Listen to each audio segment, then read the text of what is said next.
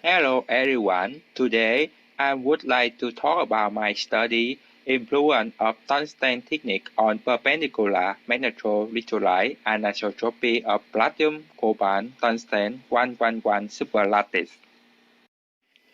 First, let me talk briefly about my motivation. As we know, magnetocrystalline anisotropy is the energy necessary to deflect the magnetic moment direction from the easy to hard edges. In thin film, we consider two types of magnetocrystalline anisotropy: perpendicular (PMA) and in-plane (IMA). Recently, people paid much attention for the PMA material because of two important advantages. The first is the high thermal stability we can apply for the storage device because we can save the information for a long time against the temperature. The second is low reticle switching current we can apply for the pinch-tronic device because we can have fast switching with low power consumption. The question is, how do we have PMA material? In thin film, the easy edges usually lie along the in-plane direction because of strong-shape anisotropy. A standard approach to change the direction of the magnetic easy edges from the in-plane direction to perpendicular direction by using PMA that originates from the interface. Nowadays, multilayer of ferromagnetics and heavy metal with strong POP coupling have been reported to inhibit PMA. Recently, the asymmetric structure with inversion symmetry broken, for example, film with APS stacking inhibits larger PMA, so interests are growing now for this structure. Our collaborator did experiment with the platinum cobalt tungsten 111 superlattice, and by changing the tungsten technique, they found that PMA inhibits a function of tungsten technique, and the PMA can be enhanced up to the tungsten technique of 0.6 nanometer. To compare and find the physical origin, in our study, we will investigate the tungsten technique effect on PMA and figure out the rule of platinum cobalt tungsten interfailure in PMA. This is our computational method. We perform the density functional theory implemented by VAP. We use the exchange correlation potential CGA with the cutoff energy of 450 electron volts. The K-point mate we use 21 by 21 by 1. The PMA energy is determined by the total energy difference between two directions, R-plane and in-plane. For the structure, we use the superlattice along FCC 111 direction. The tungsten technique, we vary from 1 to 5 layers to investigate the technique effect, and we use the fully optimized structure. Let me show you our research. As we can see in this figure shows the PMA as a function of the tungsten technique, and we can see the red line indicate the experiment and the blue line indicate the theory research, and they show the similar trend. To see how much PMA contribution of platinum cobalt tungsten layer, we show the layer ratio PMA for platinum cobalt and platinum cobalt tungsten 0.6 nano case. Let's focus on two figures.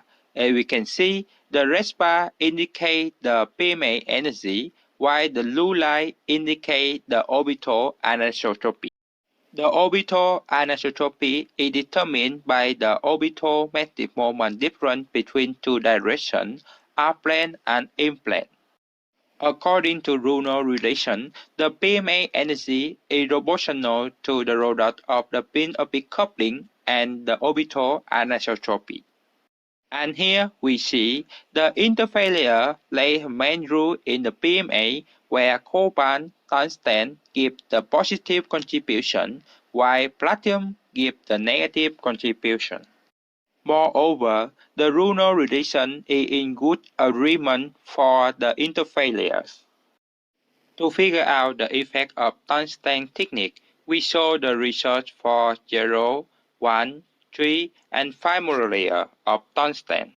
Let's look at the case without tungsten.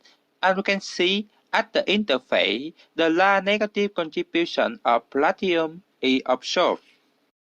However, when we increase tungsten technique, we see smaller negative contribution of palladium as large positive contribution of tungsten at the interface. So the PMA energy can be enhanced up for few layers. And we see that the interaction between the cobalt and palladium reduce when we increase the tungsten technique.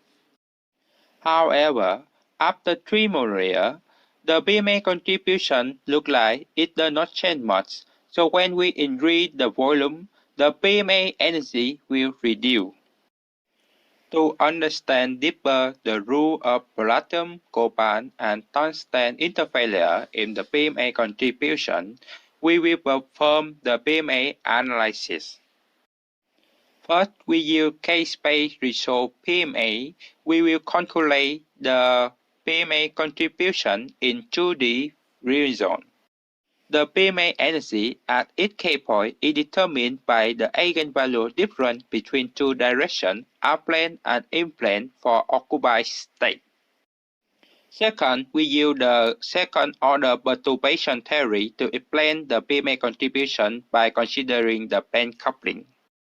The PMA energy is proportional to the spin-orbit coupling between the occupied state and unoccupied state. For the same spin channel, the same magnetic quantum number gives the positive, while the difference by 1 gives the negative. For the different spin channel, the contribution is opposite to the case above. Let me show you the result for K-space resolve PMA. We show the result for the tungsten technique 0, 1, 3, and 5 molar.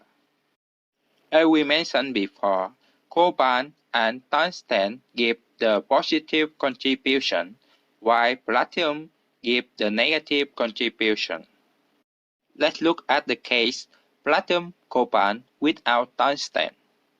We see the red color indicate the positive contribution, while the blue indicate the negative contribution. For this case, the negative contribution from palladium located at K, while the positive contribution of cobalt located around and at gamma point. It is interesting that when we increase tungsten technique, we see the large PMA located at the gamma point. We see that the positive contribution increase at the gamma point, while the negative contribution at K reduce. So for the band structure, we will analyze it for palladium and tungsten at the interface, and we will focus more on the gamma point to see the reason why it shows the large PMA. This is the band structure analysis for palladium interfailure. Two left figures show the band structure for the majority spin and the minority spin. The right bottom figure shows the normalized PMA along the K path. And we see the large negative contribution located at K. As we mentioned before for palladium, the band coupling between the orbital M plus minus 1 and M0 will give the negative contribution, which are from the minority spin channel. Next, this is the result for tungsten interfailure, and we can see at the gamma point, the large PMA can be absorbed. The strong band coupling between the orbital M plus minus 2 from the majority spin and minority spin give the very large PMA at the gamma point. It is interesting that tungsten is a non-magnetic element, but it can give the very large PMA. Let me summarize my talk. The PMA inhibits a function of tungsten technique. The interfailure lay main rule in PMA, where cobalt and tungsten give the positive contribution, while platinum gives the negative contribution. When enriching tungsten technique, we observe smaller negative contribution of platinum, which leads to the enhancement of PMA. And the contribution mostly comes from the d orbital with m plus minus 2 at the gamma point. Thank you for your attention.